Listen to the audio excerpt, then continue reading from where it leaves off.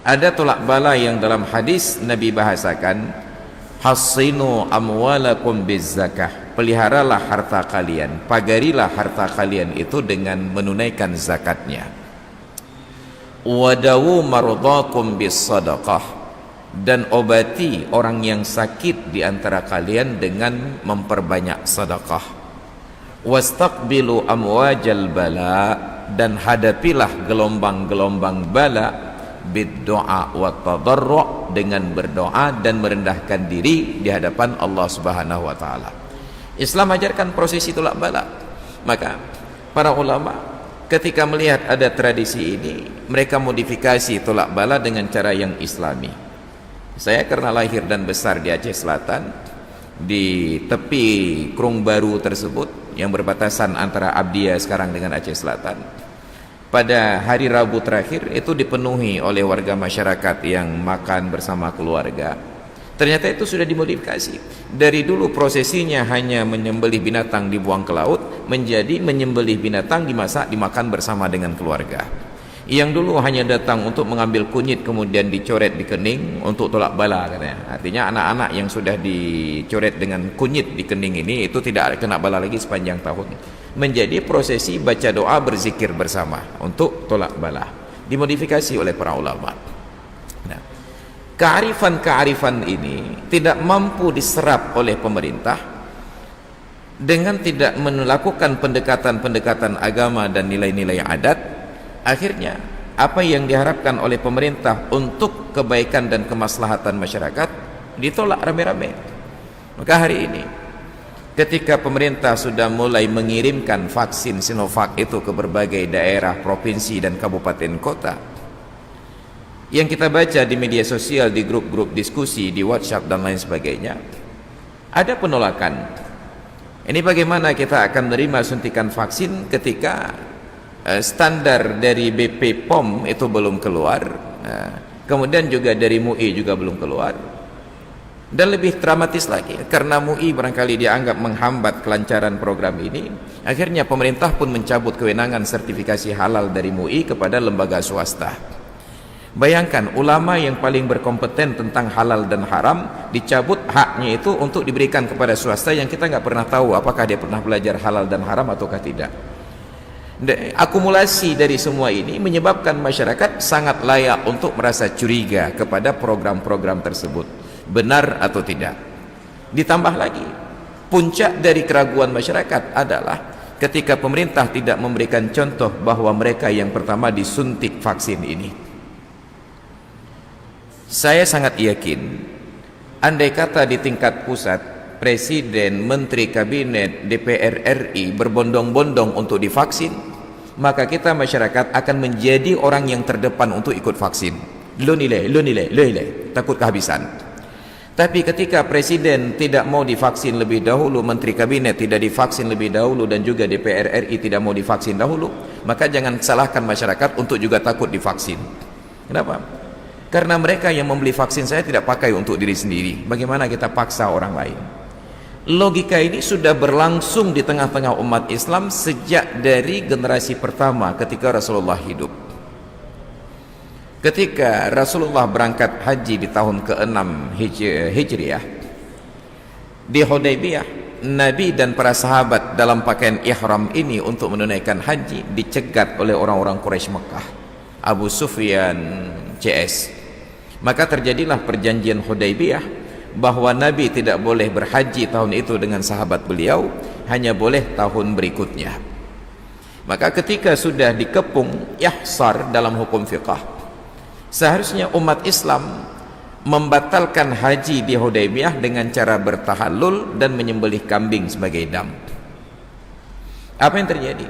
Nabi instruksikan perintah tersebut ke setiap jemaah yang hadir. Cukur rambut kalian dengan bertahallul dan sembelihlah kambing-kambing kalian. Instruksi Nabi ini tidak dihiraukan oleh seorang sahabat pun, tidak ada yang bergeming.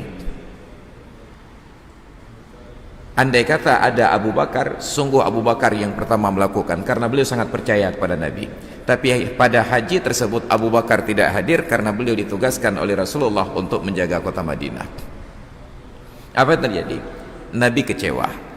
Beliau masuk dalam tenda istri beliau Ummu Habibah sambil terus berucap, wailahum, wailahum, celaka mereka, celaka mereka, karena mereka tidak lagi mendengarkan perintahku. Istri Nabi yang bijak dan cerdas ini menenangkan suaminya yang Rasul tersebut. Ya Rasulullah, jangan engkau cela mereka karena ketidakpatuhannya. Mereka bukan tidak patuh kepadamu, hanya mental mereka tidak siap untuk menerima kenyataan. Bagaimana seorang Nabi yang tidak pernah salah, tiba-tiba tahun ini berangkat haji, ijtihadnya keliru.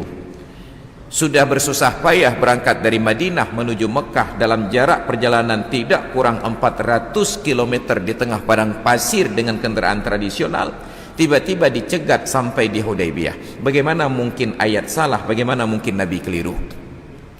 Laqad sadaqallahu rasulahu ar-ru'ya bil haqq latadkhulunnal masjidal harama insyaallahu aminina muhalliqina ru'usakum wa muqassirina la takhafun.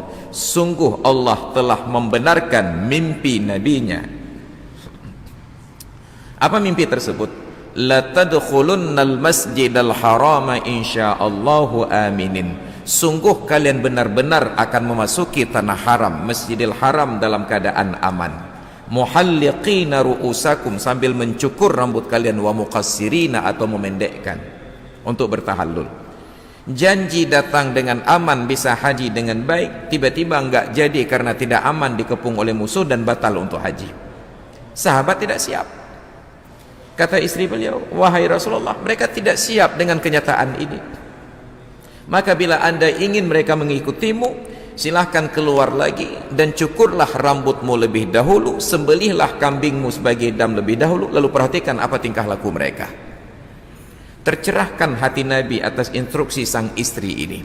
Itu menunjukkan betapa di dalam Islam eksistensi para wanita itu dimuliakan, diperhatikan. Walaupun yang berbicara seorang istri yang bukan orang alim, Nabi tidak membantahnya. Kalaulah kita dalam posisi Nabi pada saat itu, mungkin kita akan membantah, pegah. Tapi Nabi muliakan istrinya. Beliau patuhi instruksi ini, beliau keluar lagi dari tenda tersebut, beliau panggil tukang cukur. Melihat Nabi mencukur kepalanya, apa yang terjadi?